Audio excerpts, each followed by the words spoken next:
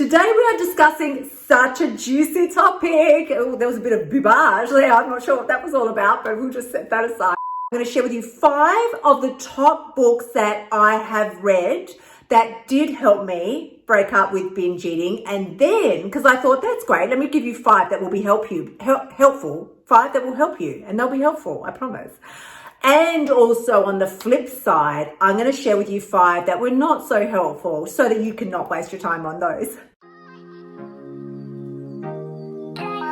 Hey girl, I'm Kylie Pax. After a lifetime of emotional eating, struggling with my weight and being a serial dieter, I finally found the missing key to weight loss and I lost 20 kilos. Each week, I'll give you my no BS weight loss advice so you can sprinkle it over your life and your dinner plate and lose weight too. Everything I teach you is fluff-free. That means you'll learn simple strategies to master not only your weight, but your mindset as well. Girl, you get that in check and those extra kilos will never haunt your booty again. If you're ready to lose the weight for life, let's go. What is up, my gorgeous, fabulous creatures? You have arrived and landed in episode number 57 of the No BS Weight Loss Podcast. Today we are discussing such a juicy topic. Oh, there was a bit of bubage there. I'm not sure what that was all about, but we'll just set that aside. Today we are talking about a juicy topic that I am really pumped to talk about. I literally was just sitting here thinking, what are we going to vibe on this week? And like, what is the go and what should we discuss? It's got to be clearly, obviously, it's got to be highly valuable. And I just thought, oh my God, I have never shared the different books and literature that I have read over the years. And I mean, listen, honey, please, I am a reading fiend. I don't read fantasy or fiction or anything that could be mildly pleasurable. No, I am like, gotta read self-development shit all the time. That is what I do. So I must have read 10 billion books. That would be probably the technical number over the years of my reading ability. Every single one, I think, apart from the Harry Potter series and probably some Virginia Andrews books when I was a teenager. Aside from that, everything else has been self-development, and I'm not even going to apologize for it. I think it's fabulous. But what I want to do today is share with you 5. I'm going to share with you 5 of the top books that I have read that did help me break up with binge eating. And then, because I thought that's great, let me give you 5 that will be helpful. 5 that will help you, and they'll be helpful, I promise. And also on the flip side, I'm going to share with you 5 that were not so helpful so that you cannot waste your time on those. Now, as you know, as always, I'm just going to throw this right on in there. If you haven't yet taken my free course, head on over, honey, please. KyliePax.com/free course, where I am sharing with you. Lord help me, I should have rehearsed this podcast. I'm sharing with you a 4-part video series of exactly what I did to break up with emotional eating, lose the weight, 20 kilos, honey, and keep it off for life. I'm sharing that all completely free over there at KyliePax.com/free course. I forgot for a second. /free course. I'm going to pop the link below. The first book, and it seems pretty obvious really, is called Breaking Free from Emotional Eating. Dun dun! Like, it's not rocket science there. Breaking Free from Emotional Eating, and the author is Geneen Roth, and I would say anything. I probably bought everything she ever wrote. I read just about everything by Geneen Roth, and she is like the, grandmother of emotional eating insights. She's really the first one that I was ever aware of, really, to bring emotional eating out into the fore, make it not such a shameful topic, bring it out into the open so that women could actually start discussing. And I believe she also did the book, I don't have it here with me today, Women, Food and God, which was, I believe, the one that got her onto the Oprah Winfrey show, and kaboom, there you go, right? Her career exploded. But with that being said, anything you pick up by Geneen Roth, you will find helpful. It does give you insight. So from her, I've learned a lot of why you do what you do. It helps you make sense of the completely nonsensical behaviors that we engage in as emotional eaters. And when you're binge eating and emotional eating, it's so contrary to your fucking common sense that it baffles your mind. And you really do think there is something wrong with you. There's some deep, dark, horrible, horror story, something that must be going on, because why the fuck would you keep doing this to yourself over and over and over? So this particular book by Geneen Roth, again, I found helpful because it started to open my mind to the concepts of why I do what I do. So there were particular things like certain brands of chocolate. It wasn't all chocolate. There was a particular brand of chocolate. It was a dark chocolate with almonds, right? Okay, it's not the most, I'm not even talking about the most sugar, the most delicious, the most gooey things inside. No, it was this random weird dark chocolate with almonds that I would binge on, and I was kind of obsessed over, and I sort of couldn't keep it in the house and all this weird thing. And as I would read through her books, I started to realize, fucking hang on a minute. This was the exact chocolate that my dad used to eat and keep in the house, like throughout the years. That was his favorite chocolate. And then I could see, right, this is my connection to my dad. This is where I never really felt that my dad and I had this really strong bond. Certainly not what I would wish that I had with my dad. I just didn't feel that we had that kind of connection that I really hoped for as a daughter and father. There was a little bit of distance, mainly because, can I just say, mainly because I'm so damn much like him that we butted heads all the time. Like, we just couldn't see eye to eye on anything because we were exactly the fucking same. So he would want something and I would want the absolute opposite, and we would like just butt and clash all the time. Not a very pleasant experience. However, that led me to looking for other ways to connect with him, which of course I wasn't going to choose like some, I don't know, he was into running. Was I going to choose running? Fuck no. Like, he was into self-development at the time. Was I going to choose that? No. Like, all of that was work. I didn't want to do no work.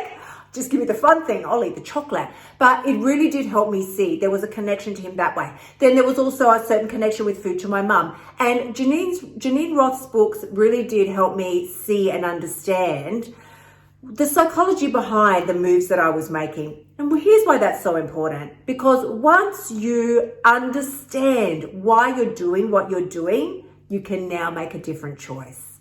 When it's a fucking mystery to you and it all seems to just be discombobulated and makes no sense, and why am I self-sabotaging is what we think. Why am I self-sabotaging? You can feel very frustrated, very lost, very alone. These books really did open up the doors, I would say, but to your mind behind the scenes, and be like, here's why you're doing what you're doing. This and this, connect them together, and suddenly it all makes sense. Huge fan of anything by Geneen Roth. The second book that helped me break up with binge eating and emotional eating is Fat is a Feminist Issue by Susie Orbach. This book, so fucking valuable. As you can see, I'm rereading it now, like going through it all again. It's just another little trait that I have. I don't read something once and shelve it. I read it several times. I like highlight shit. It's all over the place. You can see like there's crazy notes and all sorts of things. This is how I roll. This is how I assimilate information. But this particular book will explain to you, honey, it's pretty sad, really, how we are nurtured and groomed as a society of females to be small, be pleasant, be thin, be attractive, fucking do the right thing as you always should, because you're a woman. Don't speak up, don't say too much, don't be loud, don't have an opinion, fuck that. Like, you better be fucking quiet. And certainly, let's say, don't swear. This book in particular helped me learn to desire to be more of myself instead of more like someone else. This was a huge step forward for me. So definitely, Fat is a Feminist Issue. Throw that one into your shopping basket. The third book that you need to get your grubby little mitts on, if you haven't already, is Brain Over Binge. This is like, I feel this is a bit of an underground cult book for people who are secret closet binge eaters. Not everybody knows about this book, and yet it's probably sold millions of copies. This one is by Kathryn Hanson, and I have read and reread this book 1,000 times over again. This book was unbelievably valuable, inexplicably valuable in helping me to understand the way our brain works and the two parts of the brain. When we talk about self-sabotage, why it really does seem that you're fighting against yourself. You know, when you see a cake in the kitchen and you think, oh, I want to eat that, even fucking though you've told yourself that morning, maybe even an hour ago, oh no, this is the day I'm going to get my shit together, I'm going to exercise, it's going to be fucking amazing. And then you see a cake, well, all of that just goes out the window. Suddenly, the same brain that was so on board with your new healthy eating plan is like, oh, you should eat that cake. You should totally fucking eat the cake. And then you go ahead, eat the damn cake, and it's the same voice that's all back up in your grill going, I can't believe what you just did. You hear me say this all the time. I can't believe what you just did, you fat, stupid cow. That's what my mind says anyway. That's what your brain says to you. It's like, I couldn't fathom how the same voice in my head that just told me, let's get healthy, let's be amazing, this is your time, let's do it, can suddenly give me information, eat the cake, just eat it. And I'm like, no. How can you have, in a single body, with a single brain, how can you have two competing conversations? Makes absolutely no fucking sense until you read this book. Brain Over Binge explains the two main parts of the brain that we are concerned about as binge eaters and emotional eaters, which is the prefrontal cortex and then the subcortex just chilling away at the back there. Your prefrontal cortex is where the real you lives, the real you, like the legit version of Kylie, the fucking intelligent version, the version who understands language, memory, physical movement, speech, all of those things, they live up the front of your brain. So I like to call it, this is your Flintstone brain at the back. I used to call it the Britney brain, but I feel so sorry for the poor little pedal now. Like I can't say anything bad about poor love. This used to be what I would call your Britney brain at the back, and then this used to be Beyonce brain up the front, right? Not anymore. I cannot believe someone is SMSing me. So we have what I like to refer to now as your Flintstone brain at the back. It's like Fred fucking Flintstone. He's a dinosaur back there. He's an idiot. That back subcortex. It doesn't know what it's doing. No. And listen, that's not fair. Of course it knows what it's doing. That is your habit brain at the back. That is your subcortex, because it's below the prefrontal cortex, which is up here at the front. And this is where you, the real you, the intelligent you, lives. What's so crucial about this is that your habit brain at the back can only send you like SMSs, like we're just talking about there. Maybe that was a little message from my subcortex. Your subcortex can only send you messages. Get up and get the food. Eat the food. Never stop eating the food. However, that subcortex, that habit brain, the Fred Flintstone brain at the back here, it can send you messages all fucking day long, but it cannot make you get up, walk to the refrigerator and get the damn food. You know why? Because it doesn't control your motor functions. Your physical movement is controlled by your prefrontal cortex, your Beyonce brain up here at the front. Only Beyonce can decide whether you're actually going to pick up that damn piece of cake and put it in your mouth. That's Beyonce's decision. That is not up to Fred Flintstone. The fourth book that I'm loving at the moment. Now, I will say I may be a little bit early to the party here because I haven't finished reading it yet. However, The High Five Habit. The High Five Habit by Ms. Mel Robbins is, of course, another brilliant book by Ms. Robbins.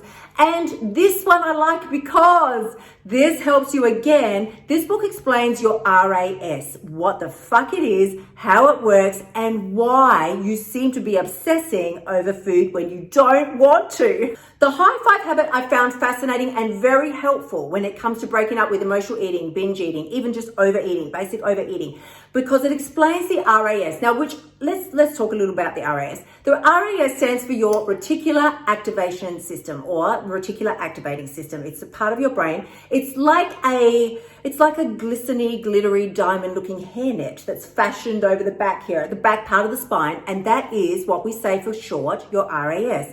Its function is what's really important here. What the RAS does is it's like a gatekeeper for your brain, for your mind, and it only lets in a variation of things. It will let in anything pertaining to your wellness or your safety. If you're in fucking danger, the RAS is going to let that information in because, be clear, it blocks out 99% of your surroundings. Right now, if your RAS was letting in all the information in your surroundings right now, a leaf dropping on the tree outside, a fly buzzing through the air, a mosquito coming close from 1,000,000 miles away, everything, your brain would fucking explode from information overload. We can't have that. So the RAS is like your safety guard there. It's like the bouncer of your brain, only letting in information that either pertains to your safety, like if you're in immediate danger, or the sound of your name being called, obviously important, somebody, something relating to you, it's very important, relates to me, of course, we need to know,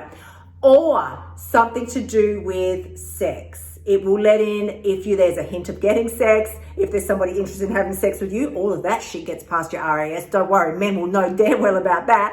And the last thing that it lets in is anything that it knows you are interested in or focusing on. Why the fuck does this matter? Well, please, I don't even need to spell this out to you. If you're thinking about food all the time, obsessing over food, constantly Googling fucking diets, thinking about what I can eat, what I can't eat, how can I get skinny this week, how can I lose 4 kilos by tomorrow, then it is going to think every time it sees cake, it sees food, it sees a new diet, it sees a girl, come on now. Oh, come on, sisters, let's all raise a hand.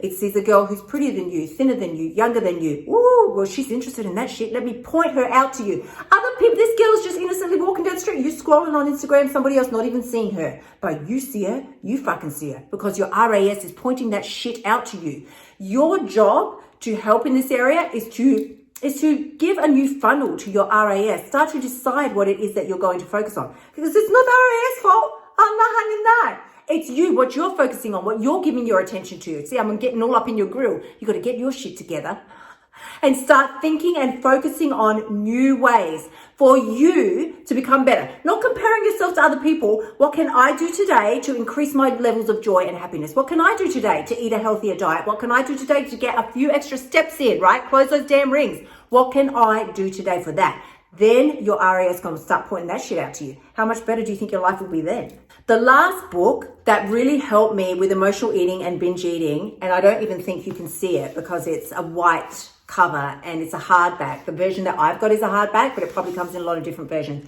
I'm sure you can't see it. It's called Conversations with God. Literally can't even look at this book without crying, by Niel Walch. You might think, why? Like, what is that? A religious book? Why would that help you with binge eating and overeating and emotional eating? Why would that help you? Now, this is not going to be for everybody, but this was certainly for me. I had, because of my upbringing, and certainly not because of my parents by any means, let's not get that confused. My parents were fabulous. My particular chosen beliefs, at some point I picked up some religious beliefs and I then took it upon myself to believe that I was a wicked sinner who was going to hell. I mean, virtually all religions sort of have this side of, you have the very good side where you're like a saint and you have a little angel's wing sprouting out your back, and it's fabulous when you do the right thing and you say the right thing and you help people and you give all your money away and you do all those things, right? Woo, she's gone to heaven. I wish I could be more like her. Well, that wasn't me. I was fucking up and I was making mistakes and I was doing the wrong things and I was like kissing a boy and she's gonna go to hell now. She's going to hell. And I thought, I can feel those flames coming up upon my booty already. I was freaking out. And I was convinced beyond a shadow of a doubt that I was going to burn in hell for all eternity. And because I felt so wicked and so little and so small and so unworthy and just like a piece of shit that didn't deserve to live, I treated myself in accordance with that. I ate like shit. I conducted myself like shit. Like I just was awful internally, not on the outside. You wouldn't have known nothing, honey. I was sweet and smiling on the outside, but internally I felt like garbage. And I was positive that I was destined for a life of hell and destruction.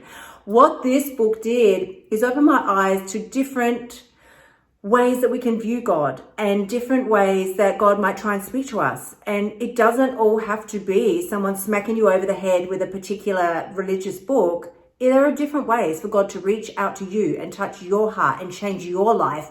And it like 180-degree change in my life. I started to believe that maybe, just maybe, I wasn't this wicked, hideous sinner that was going to burn in hell for all eternity. That maybe God did love me as well. And maybe I then should also start to pay attention and love myself.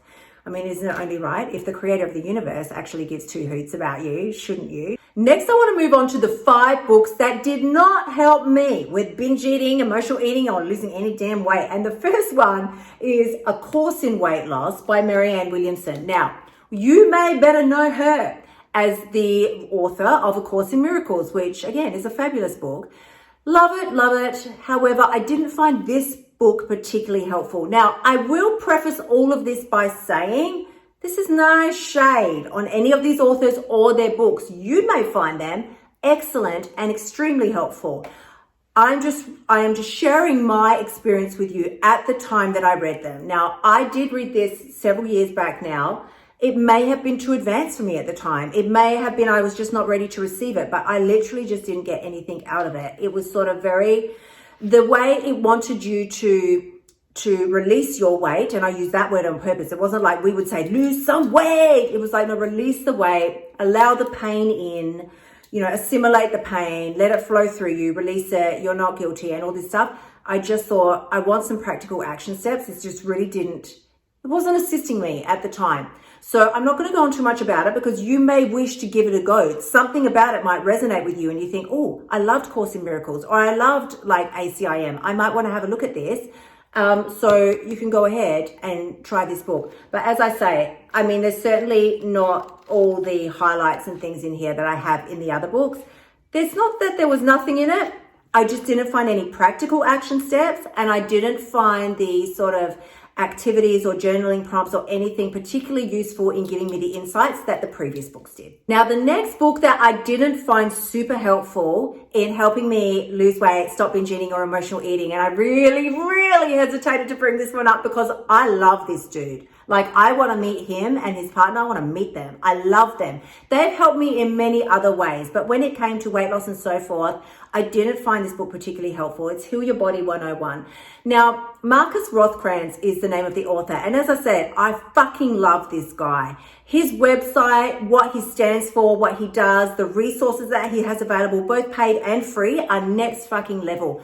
But his ethos, it wasn't helpful for weight loss. But can I just say, this isn't about weight loss. This is about healing your body. So I was reading it for that purpose, to heal my body of a thyroid disease and all that type of thing. However, it was more, what I actually found that it did is it got me a little bit into the orthorexic side of things, where I started to get so obsessed with my health, so obsessed with eating clean and eating healthy and all organic and all of that sort of thing, that I wouldn't function normally. I wouldn't eat the things that the rest of my family would eat. I was like, oh no, I can't eat that. It's not grown organically and sprinkled by pixies with their fancy dust and all that. No, I got a little cray-cray about it all. Again, please let me just be very fucking clear. These authors are incredible authors and quite renowned. So there's no shade on these books. This one I find very helpful if you want to live a healthier lifestyle in general and know more about what your food is doing to you and for you. As far as weight loss and binge eating goes, probably not the best choice. The next two, and I'm lumping them in together, that did not particularly help me with weight loss, binge eating, or emotional eating, are the two books by, again, God, I love this woman, Miss Lorna Jane Clark. I love Lorna Jane and everything she stands for. Half my body, I was going to say. Half my wardrobe is Lorna Jane activewear. I do feel like she was the mother and inventor of activewear. Like, I feel like that was all just her vibe. And I love her and everything she stands for. However, if you think, it's very similar to what I said with the last book by Markus Rothkranz, that if you think you can read these books and suddenly you're going to change your mindset and your actions about the foods that you choose to eat and how much you choose to eat of them, that just isn't really going to happen. She's great. She's fabulous, but she's not a fucking magician. Both of these books have incredible recipe sections, like next fucking level recipe sections. Like, you're not going to find, if you're looking for healthy recipes, this is the vibe. Like, this is where you want to go. But it's not mindset work. She shares her life, her healthy habits, and all of those types of things. However, as I've got through reading the books and got to know her through the books, I thought she's always been a woman who's been very active. She used to be an aerobics instructor and things like this. This is her vibe. This is her jam. Not me. I would exercise purely to get thin when I was younger. It wasn't because I fucking enjoyed it. She likes healthy food. I liked eating shit, junk food, right? We were different in that respect. However, if you're wanting to get the vibe of what it's like to live as a healthy person who actually enjoys living healthy lives, then sure, these books can be helpful. But are they going to help you like break up with emotional eating and stop binge eating? Probably not. Now, don't all hate on me for this one, but the last book that I didn't find helpful in breaking up with emotional eating, binge eating, or losing weight really, was Atomic Habits. Now, I know all my Atomic Habits fans are going to come out of the fucking woodwork. You don't know what you're talking about. It's a fucking amazing book. I'm not saying it's not an amazing book. Atomic Habits by James Clear. Of course, it's great. It's fine. I did find it a little basic as far as it goes as explaining why we do what we do. Again, habit creation. I feel like Habit Creation 101, we kind of all get that now. Like if you've been in the self-development world for any period of time, even with Brendon Burchard, Tony Robbins, all that type of thing, we kind of get it now. And I did feel like a lot of this was repeated in here. Use a trigger to create a new habit. When you walk through the doorway, that's going to be your trigger. I'm like, that's not going to fucking be my trigger. If I want to eat a Snickers bar, I'm going to eat a Snickers bar. I don't care what fucking doorway I'm walking through. It just didn't cut it for me. However, that's not to say that there isn't going to be some useful information in here for you. If you love habit creation, you want to know more about it, sure, this is going to be a great asset to your bookshelf, but is it going to help you stop overeating, stop binge eating, put the cake down? Again, not so much. If you do want to know more specifically around how you can lose some weight, stop binge eating, stop emotional eating, just live the fucking life that you know you were put here to live, and stop bullshitting around with these habits that are just sucking the life energy out of you. It's a very dramatic way of saying, head on over to kyliepacks.com/free course. What the fuck is wrong with me today? /free course, where you will find my 4-part video series absolutely free, and I share every last damn thing that I did do to lose 20 kilos, stop emotional eating, stop binge eating, and keep it off for life. Well, my loves, thank you so much for joining me here today. And as always, please do remember, when you step up and really take ownership of your life as a whole, please don't think that you can just sit here and listen to a podcast here or watch a TV fucking show there and that's going to change your mindset. That just isn't the vibe. When you step up and start doing your own research, seeing what works for you and implementing that is when you've absolutely got what it takes. I'm sending you huge amounts of love. I will see you again next week. Until then, my loves, bye for now. Thank you so much for tuning in. Remember to shimmy your butt over to kyliepacks.com/free course and sign up for my free weight loss training so you can start losing your weight now. You'll also find helpful notes and resources in my past podcasts that will help you lose your weight without the BS diet drama. I'll see you next week.